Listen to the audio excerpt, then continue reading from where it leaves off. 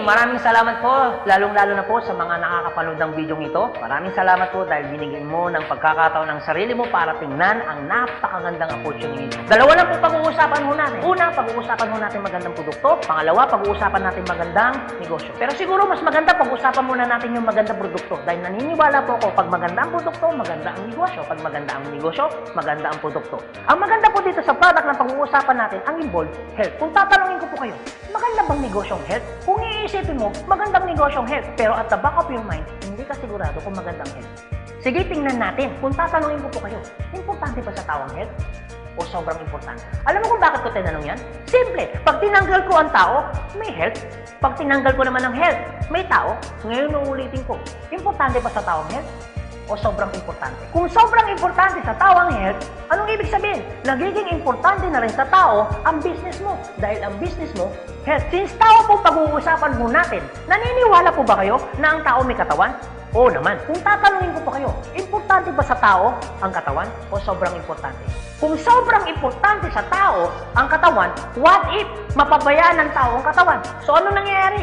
Nagkakasakit. Pag nagkakasakit ang tao, anong ginagawa? Nagpapadoktor, nagpapacheck up, nagpapagamot. Kung nagpapagamot ang tao, anong binibili? Siyempre, gamot. Ang gamot, gastos hindi. Siyempre, gastos. Pag hindi mo ginasusan, anong mangyayari sa sakit? Siyempre, lalala. Pag lumala ang sakit, anong mangyayari sa katawan? Siyempre, manghihina. Pag nanghina ang katawan, akala ng iba, katawan lang ang nagkakaproblema. Pero hindi na alam, apektado ang trabaho. Pag apektado ang trabaho, apektado ang kita. Pag apektado ang kita, ang pinaka-naapektuhan sa lahat, yung pamilya. Ang pinakamalupit na naapektuhan pa sa tao, yung pangarap mo. Sabi daw nila, madali raw kitain ng pera pag masipag at matyaga. Opo, tama po. Madaling kitain ng pera basta masipag, matyaga. Pero ito naman sasabihin ko sa'yo, the moment na magkasakit ka, madali rin ubusin ng sakit ang pera mo. Lagi ko po ito sinasabi, anin mo ang limpak-limpak mong salapi kung punong-puno ka naman ng sakit. At ang pinakamahirap po dyan, wala na nga ang pera, mahirap na nga, may sakit pa.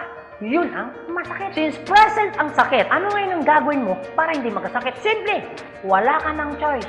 Uulitin ko, wala ka ng choice. Kailangan mo nang uminom ng food supplement. Alam kung bakit? Marami ng kumpanya nagtayo. Marami ng pharmaceutical nagtayo. At hindi naman nila i-inventoyin ang mga produktong yan kung hindi kailangan. Bakit? Kasi kailangan mo na talaga. Ngayon, pwede mo sabihin sa akin, teka lang Anthony, food supplement? Gastos yan eh. Opo, gastos nga ang food supplement. Pero ito naman sasabihin ko sa'yo, di bali nang gumastos ako, at least healthy naman ako. Bakit? Pag nakakasakit ka ba, ano bang ininom mo? Di ba gamot? O tanong, gastos hindi. Di ba gastos? Kung ikaw tatanungin ko, anong gusto mo? Gumagastos ka na healthy ka? O gumagastos ka, may sakit ka? Parehas na gastos. Ang malupit po niyan, every time na gumagastos ka, may sakit ka pa. Komportable ang katawan? Siyempre hindi. Sabihin na natin gumagastos ka dito, at least healthy ka naman. Ang pinakamaganda sa lahat, bukod sa healthy ka na, business mo pa. Dahil business mo ka, kumikita ka pa. Ang pinakamaganda sa lahat, bukod sa healthy ka na, kumikita ka pa. Bukod sa kumikita ka na, healthy ka pa. Ano ngayon ang pakiramdam na bukod sa healthy at kumikita ka na, nakakatulong ka pa? Maganda o napakaganda? O sige, pag-usapan naman natin yung magandang negosyo. Maaaring nagustuhan mo yung product, maaaring bibili ka ng product. Pero ito yung totoo, gagawin mo kayong negosyo. Kasi bakit? Pag business ang pinag-uusapan, hindi naman kasi lahat ng tao business-oriented. Karamihan ng tao is career-oriented. Alam mo kung bakit? Marami kasing tao na pagdating sa business, ang dami niyang perspective. Alam mo isa sa mga perspective ng tao pagdating sa negosyo? Una, wala akong pera. Pwede mo sabihin sa akin, teka lang Anthony, wala naman akong pera. Kanina, nung pinapanood mong video nito, wala kang problema. Pero ngayon may problema ka na. Ano? Pera. Pangalawa, ang maaaring problema mo, wala akong time. Pwede mo sabihin sa akin, teka lang Anthony, okay yung negosyo kaso nga lang wala akong time. Walang kaso. Pero mayroong mas worse. Wala ka nang time. Wala ka pang pera. Pangatlo, maaaring itong problema mo.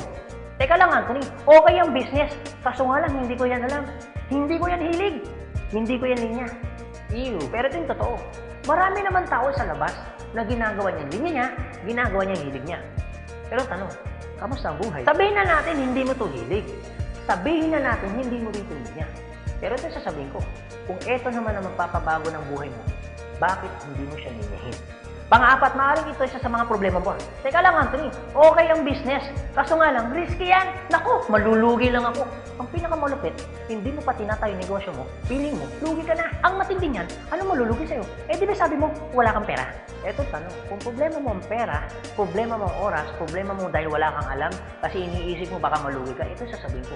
Hindi lang naman to ang una or pangalawang pagkakataon na pwede kang ma-involve sa business. Kung yan ang problema mo, bakit? Pagdating kayo ng panahon, yan pa rin kayo problema mo. Pag-usapan po natin ang life cycle. Naniniwala ka bang may life cycle? Oo naman. Importante po ang life cycle. Kasi po, hindi po magiging balanse ang mundo pag walang life cycle. Isa sa mga dinadaanan ng tao na life cycle, yung pag-aaral. Kung ikaw magkakanak o magkakanak pa lang, pag-aaralin hindi. Siyempre, pag-aaralin. Kawawa naman yung bata pag hindi natuto, hindi marunong magsulat, hindi marunong magbasa. Pagkatapos mag-aral, anong susunod? Siyempre, gagraduate. Pagkatapos graduate, anong susunod? Siyempre, magtatrabaho. Pero pansinin mo to. Meron po mga tao hindi nakapag-aral, hindi nakagraduate, pero nagtatrabaho. Bakit? Isa sa mga life cycle po na dinadaan ng tao, kailangan po magtrabaho. Etong tanong, gusto niyo po ba habang buhay nagtatrabaho? Siyempre, hindi. Gustuin niyo man po magtrabaho ng 60 to 65 years old, wala na ho kayong choice. Ang sasabihin ng boss mo, you're out. Bakit? Anong tawag ko doon? Retire. Pag kayo po ba nag-retire, may pera wala? Siyempre, meron. Anong tawag mo doon? Retirement fee. Dahil ikaw ay nag-retire, ang trabaho, tuloy-tigil. Siyempre, tigil. Pag tigil ang trabaho, ang sweldo, tuloy-tigil. Siyempre, tigil. Dahil tigil ang trabaho, tigil ang sweldo, ang gastos, tuloy-tigil. Siyempre, tuloy. Dahil tuloy ang gastos, ang retirement fee na pinaghirapan mo, maubos hindi. Siyempre, pwedeng maubos. Para hindi maubos ang perang pinaghirapan mo, anong gagawin mo? Maaaring nag-iisip mo ngayon kung ikaw nakakapanood ng video ito. Maaari at siguradong maiisip mo ngayon, business. Ito tanong.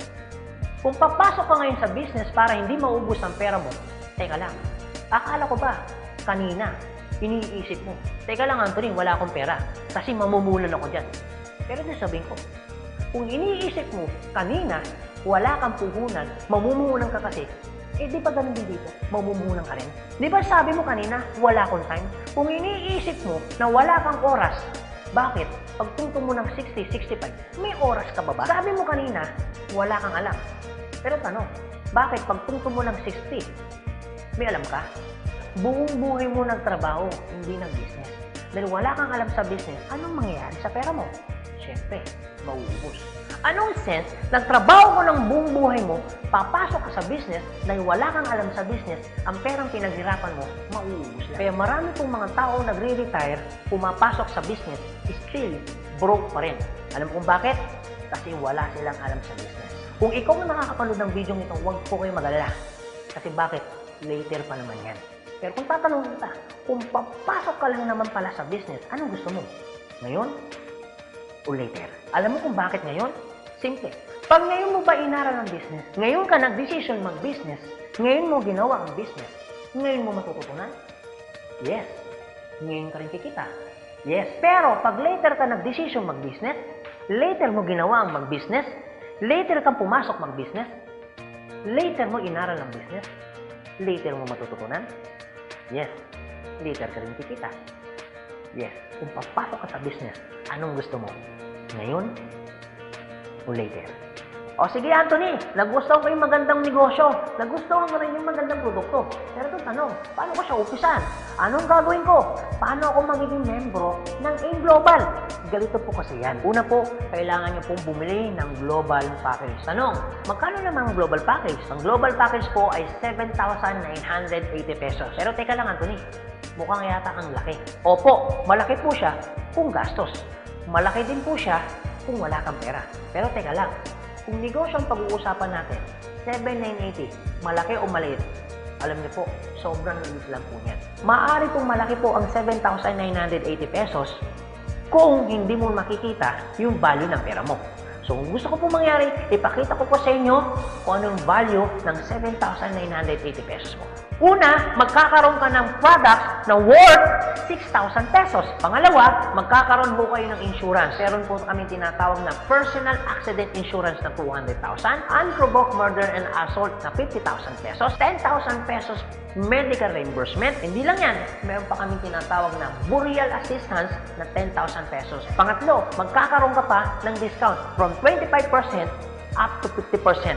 lifetime discount. Pang-apat, magkakaroon ka naman ng business kit, brochure, CD na kung saan magagamit mo sa pagninegosyo mo. Pang-lima, magkakaroon po kayo na tinatawag mo namin free medical check-up. CBC, urinalysis, fecalysis, chest x-ray, dental, lahat ng yan kasama po doon sa free medical check-up. Pang-anim, magkakaroon po kayo ng ATM, BDO at China Trust. I suggest po, kung ikaw ngayon ay nasa abroad, mas maganda pong kunin ninyo ang China Trust. Alam niyo kung bakit? This is an international debit card na kung saan po mawi-withdraw ninyo ang pera ninyo na kahit saang bansa. Kung hindi naman po kayo mag-abroad, pwede po kayong kumuha ng BDO. At hindi lang yan, pang-pito, magkakaroon po kayo ng tinatawag ho naming web page. So ano pong advantage ng web page ho natin? Magkakaroon ho kayo ng DTC, Distributor Tracking Center, na kung saan mamomonitor nyo lahat ng transaction na nangyayari po sa business ninyo. At hindi lang yan, ang pinakamaganda, yung pang-walo. Meron po kami tinatawag na scholarship program. So, ibig sabihin, pag naging member ka ng AIM Global, automatic bibigyan ho namin kayo ng scholarship certificate. So, ang maganda po doon, sa scholarship po natin, transferable. Ibig sabihin, kung ikaw yung member, siya hindi member, kahit hindi mo kakilala, pwede niyo po itong i-transfer. At hindi lang ho yan. Ang maganda po sa scholarship po natin, ito po ay wala pong expiration. Kung ngayon ka ng member, bukas o bukas makalawa o 2 to 3 years from now, saka mo palang ginamit yung scholarship po namin o yung certificate po namin, hindi po siya may expire. Pwede nyo pa rin siyang gamitin. Ang maganda po dun sa scholar certificate po namin, wala ho tayong quota. No hidden agenda. Na pag yung bata po in-enroll mo na, hindi ho kayo obligado na gawin yung negosyo. Nasa sa inyo na lang po kung gagawin yung negosyo, hindi. Basta yung anak niyo po, tuloy-tuloy po yan sa pag-aaral. So, wala ho tayong hidden agenda, no quota. Kahit hindi ho kayo bumili ng product, kahit hindi ho kayo mag-imbita ng tao, kahit hindi nyo po ito gawin. No obligation, no commitment. No hidden agenda. Yan po yung kabuuan ng global package ho natin doon sa perang binitawan mo na 7,980 pesos. Ang tanong, maganda po ba o napakaganda? Sulit o sulit na sulit? Okay, sige, ganito Anthony. Nagustuhan ko yung magandang negosyo. Nagustuhan ko rin yung magandang produkto. Sige, magjo-join na ako. Eto tanong, kung ako pa papasok na ngayon, gagawin ko na yung negosyo. Paano naman ako kikita?